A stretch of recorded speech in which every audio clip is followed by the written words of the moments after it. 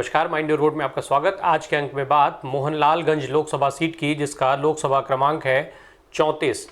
मोहनलालगंज लखनऊ के सबसे जो लखनऊ ज़िला है उसकी सबसे पुराना उसका कस्बा है। एक वर्तमान समय में ये नगर पंचायत हो चुका है, एक तहसील है। जो मोहनलालगंज लोकसभा की सीट है वो लखनऊ और उसके आसपास के ग्रामीण इलाकों को मिलाकर के बनाया गया है, जिसकी सीमाएं सीतापुर तक पहुंची हुई हैं। जो यहाँ की जनसंख्या है वो लगभग 26 लाख के आसपास है। 26,95,769 ये कुल आबादी है पूरे लोकसभा की। और जो ये सीट है वो अनुसूचित जाति के लिए आरक्षित लोकसभा की सीट है। यहाँ 75.19% आबादी ग्रामीण क्षेत्रों में निवास करती है, तो 24.81% जो आबादी है वो शहरी क्षेत्रों में रहती है। विधानसभा की 5 सीटें इस लोकसभा में आती हैं: सिधौली, मलिहाबाद, बक्सी का तालाब, सरोजनी नगर और मोहनलालगंज। इसमें जो सिधौली है वो सीतापुर जिले की विधानसभा सीट है और बाकी की 4 लखनऊ जिले में आती हैं।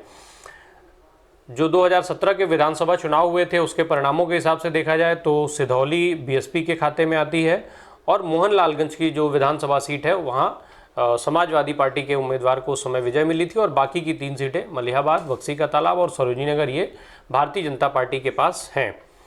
लोकसभा चुनाव की बात की जाए तो साल 1962 में इस सीट पर पहली बार लोकसभा के आम चुनाव हुए। इस चुनाव में कांग्रेस पार्टी के उम्मीदवार को विजय मिली थी। गंगा देवी यहाँ से उम्मीदवार थी और वो चुनाव जीत करके संसद पहुँची थी। फिर उसके बाद साल 1967 और 1971 का चुनाव भी गंगा देवी यहाँ से जीती। लगातार 3 बार वो सांसद रहीं। 1977 में जब पूरे देश में कांग्रेस के विरोध की लहर चल रही थी तो उसका प्रभाव यहाँ भी बिल्कुल स्पष्ट दिखा था।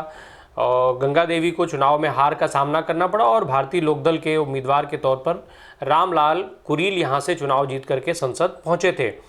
1980 और 84 में इस सीट पर कांग्रेस पार्टी का कब्जा रहा, तो 1989 में ये सीट जनता दल के पाले में गई। 1991 में भारतीय जनता पार्टी का पहली बार यहाँ से उम्मीदवार जीता। पहली बार भारतीय जनता पार्टी को इस सीट पर जीत मिली। छोटे लाल यहाँ से चुनाव जीत करके सांसद चुने गए थे। फिर 1996 में भी ये सीट भारतीय जनता पार्टी के पास रही, पर उसके जो सांसद थे वो बदल गए। पूर्णिमा वर्मा यहाँ से चुनाव जीत करके संसद पहुँची थी।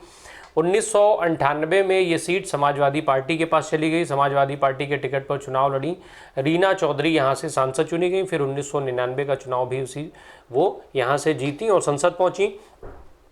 साल 2004 के लोकसभा चुनाव में भी जीत समाजवादी पार्टी को मिली, पर तब इनका उम्मीदवार बदल चुका था। रीना चौधरी का टिकट समाजवादी पार्टी ने काट दिया और उनकी जगह पर जयप्रकाश रावत, जो इसके पहले मिश्रिख से चुनाव लड़ चुके थे, उनको यहाँ से उम्मीदवार बनाया गया। जयप्रकाश यहाँ से चुनाव जीतने में कामयाब हो गए और तीसरी बार ये सीट समाजवादी पार्टी की झोली में गई। इसके बाद साल 2009 के चुनाव में जयप्रकाश को बदल करके सुशीला सरोज, चूँकि जयप्रकाश उसके पहले बसपा में जा चुके थे, तो 2009 में सुशीला सरोज को समाजवादी पार्टी ने अपना उम्मीदवार बनाया। सुशीला सरोज भी चुनाव जीतने में कामयाब हो गए और 4 बार यहाँ से समाजवादी पार्टी का सांसद चुना जाता रहा। साल 2014 में जब पूरे देश में नरेंद्र मोदी के नाम की लहर चल रही थी, उस समय भारतीय जनता पार्टी ने कौशल किशोर को अपना उम्मीदवार बनाया। कौशल किशोर यहाँ से चुनाव जीत के संसद पहुँचे और फिर 2019 में दोबारा पार्टी के भाजपा के टिकट पर चुनाव लड़े और वर्तमान समय में वो यहाँ से सांसद हैं। इस क्षेत्र में जो प्रभावी नेताओं की बात की जाए, कौशल किशोर जो वहाँ के स्थानीय हैं, 25 जनवरी 1961 को इनका मोहनलालगंज तहसील की बेगरिया गांव है, वहाँ पर इनका जन्म हुआ था।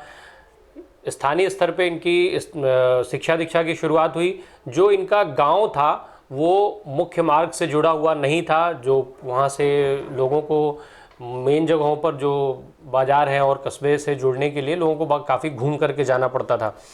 जब इनकी स्कूल की शिक्षा खत्म हुई, कॉलेज में पहुंचे। कॉलेज के शिक्षा के दौरान ये शासन प्रशासन के संपर्क में आए। वहां पर इन्होंने दौड़ भाग शुरू की, जिसका मुख्य कारण था अपने गांव को मुख्य संपर्क मार्ग से जोड़ना।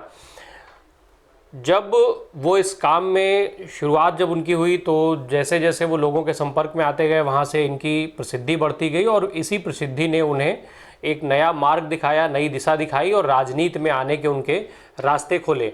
जिसके बाद ये समाजवादी पार्टी से जुड़े। फिर साल 2002 में ये मलिहाबाद की विधानसभा सीट से विधायक चुने गए। उसके बाद जब उत्तर प्रदेश में मुलायम सिंह यादव के नेतृत्व में सरकार बनी तो ये राज्य मंत्री बनाए गए। फिर अलग अलग दलों के साथ रहे। बाद में समाजवादी पार्टी से इनका जब मोह भंग हुआ तो फिर ये बसपा गए, बसपा के बाद फिर ये भारतीय जनता पार्टी में आए। भारतीय जनता पार्टी ने इनको साल 2014 में लोकसभा का उम्मीदवार बनाया, ये सांसद चुने गए। फिर 2019 में भी सांसद चुने गए। पारक महासंघ जो है उसके राष्ट्रीय अध्यक्ष हैं। दलित वोटरों पर इनकी बहुत अच्छी पकड़ मानी जाती है, ना केवल मोहनलालगंज में बल्कि जो आसपास की दूसरी लोकसभा सीटें हैं वहाँ भी ये दलित वोटरों को प्रभावित करते हैं। यही जो इनकी प्रभावित करने की क्षमता थी, जो इनकी पकड़ थी वोटर्स पर, शायद यही वो कारण था जिसकी वजह से अमित शाह को भी इनके घर पहुंचना पड़ा था। और अमित शाह ने अपने चुनावी अभियान में जब अमित शाह आए थे तो इनके घर जा कर के उन्होंने खाना खाया। हालांकि ये बाद में मीडिया ने इसे एक प्रोपेगेंडा दिया और ये सारी चीज़ें होती रहीं। बहरहाल जो कौशल किशोर की छवि है वो बेहद तेज तर्रार नेता की मानी जाती है। जनहित के मुद्दे उठाने के लिए उनको जाना जाता है और इसके लिए वो कई बार अपनी सरकार का भी विरोध कर चुके हैं। इसके बाद सुशीला सरोज का नाम आता है। 1 अप्रैल 1951 को उनका जन्म हुआ, गोरखपुर में जन्मी थी।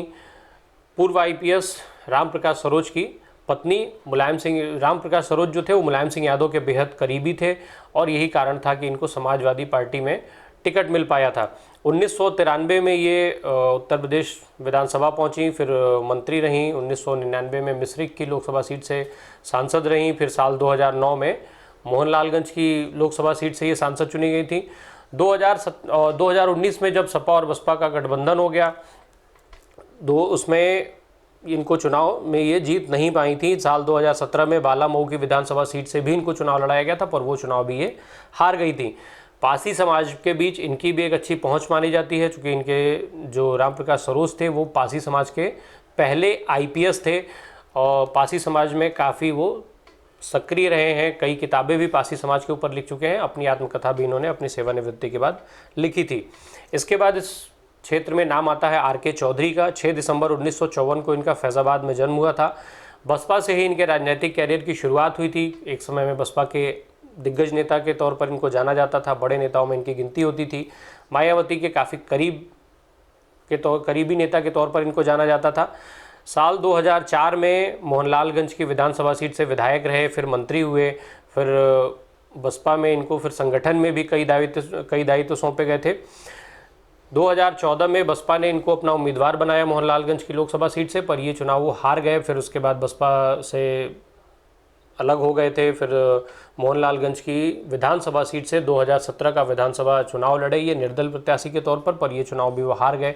इसके बाद वो समाजवादी पार्टी में चले गए, पर जब 2019 लोकसभा चुनाव के पहले सपा और बसपा का गठबंधन हो गया तो इन्होंने समाजवादी पार्टी छोड़ दी और कांग्रेस पार्टी में शामिल हो गए। कांग्रेस पार्टी ने इनको इस सीट से अपना उम्मीदवार बनाया, पर ये वो चुनाव हार गए और तीसरे नंबर पर रहे थे। इसके बाद नाम आता है रीना चौधरी का। रीना चौधरी 1998 में मोहनलालगंज की लोकसभा सीट पर पहली बार चुनाव लड़ने के लिए आई थी। मुलायम सिंह यादव और उनके परिवार के बेहद करीबी थी ये, इसी वजह से इनको समाजवादी पार्टी ने ना उम्मीदवार बनाया था। हालांकि वो चुनाव ये जीतने में कामयाब हो गई थी और फिर 1999 का चुनाव भी ये जीत गई, लगातार 2 बार सांसद रही थी। 2004 में उनका टिकट काट दिया गया था, जयप्रकाश को यहाँ ला करके समाजवादी पार्टी ने चुनाव लड़ाया। इससे नाराज रीना ने समाजवादी पार्टी छोड़ी, वो बसपा में शामिल हो गई। फिर जब सपा और बसपा का 19 में गठबंधन हुआ तो बसपा से भी नाराजगी इनकी हो गई और इन्होंने मायावती पर गंभीर इल्ज़ाम लगाते हुए और बसपा को छोड़ दिया था। उस समय इन्होंने ये इल्ज़ाम लगाया जब CL वर्मा को उम्मीदवार बनाया जा रहा था कि CD कांड के मुख्य आरोपी को, जिसने मायावती को ही पार्टी से बाहर निकालने की साजिश रची, उसको बसपा अपना उम्मीदवार बना रही है। साथ ही साथ उन्होंने ये भी आरोप लगाए थे कि टिकटों की खरीद फरोख्त हो रही है जिसको वो वह निर्वहन नहीं कर सकती हैं, उतना पैसा वो नहीं दे सकती हैं, इस वजह से वो पार्टी छोड़ रही हैं। बहरहाल उस क्षेत्र में वो खासी सक्रिय हैं और उनकी सक्रियता के नाते ही वहाँ के वोटरों पर एक अच्छा खासा प्रभाव उनका रहता है। इस क्षेत्र में समीकरण की बात की जाए तो करीब 18 लाख से ज़्यादा मतदाता हैं यहाँ पर। जो जाति समीकरण है उसमें पासी जाति के जो वोटर्स हैं वो सबसे बड़े फैक्टर के तौर पर जाने जाते हैं। जो करीब 34.14% आबादी अनुसूचित जाति से संबंध रखती है। जातिगत आंकड़ों की बात की जाए तो करीब 4 लाख मतदाता जो हैं वो रावत यानी पासी समाज से संबंध रखते हैं, पासी बिरादरी से आते हैं। इसके अलावा करीब 2,20,000 के आसपास वोटर्स जाटो बिरादरी से संबंध रखते हैं, तो 2,15,000 के आसपास वोटर्स ब्राह्मण समुदाय से हैं। 1,77,000 ठाकुर वोटर्स हैं। लोधी और मौर्य जो वोटर्स हैं उनकी संख्या करीब 2.25 लाख के आसपास है। इसके अलावा इस क्षेत्र में मुस्लिम वोटर्स की संख्या भी अच्छी खासी है, करीब 1.5 लाख वोटर्स मुस्लिम समुदाय से संबंध रखते हैं। यहाँ जो पासी समाज के वोटर हैं वो ज़्यादातर एक पार्टी के साथ रहे हैं और यही कारण है कि जो पार्टियां हैं उनकी सबसे ज़्यादा निगाह इन्हीं वोटर्स पर रहती है और इसी के हिसाब से प्रत्याशी यहाँ पर तय होते हैं। इससे इतर एक चीज़ ये भी है कि सारे समीकरण, जो सारे जातीय समीकरण हैं, वो बसपा के बिल्कुल अनुकूल होने के बावजूद भी इस सीट से अभी तक कभी बहुजन समाज पार्टी का खाता नहीं खुल पाया है, उसके उम्मीदवार को यहाँ से कभी विजय नहीं मिल पाई है। ये बात मोहनलालगंज लोकसभा सीट की हो गई। लोकसभा सीट के जो प्रभावी नेता हैं, जो यहाँ से चुनाव लड़ते हैं और जो यहाँ के मतदाताओं को प्रभावित करते हैं।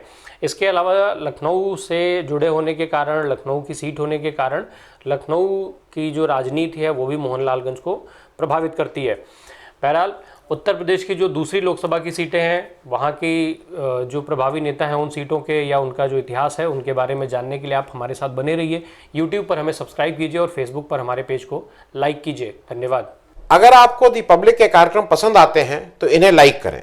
अगर आप इस वीडियो को यूट्यूब पर देख रहे हैं तो चैनल को सब्सक्राइब करें, और अगर आप इसे फेसबुक पर देख रहे हैं तो दी पब्लिक के पेज को लाइक करें। अगर आप चाहते हैं कि हम निष्पक्ष पत्रकारिता को जारी रखते हुए आपसे जुड़े मुद्दों पर सवाल उठाते रहें तो हमें सहयोग करें। आपका छोटा से छोटा सहयोग भी इस मुहिम को जारी रखने में हमें ताकत देगा। डोनेट करने के लिए डिटेल्स जो हैं वो डिस्क्रिप्शन बॉक्स में दी गई हैं। धन्यवाद।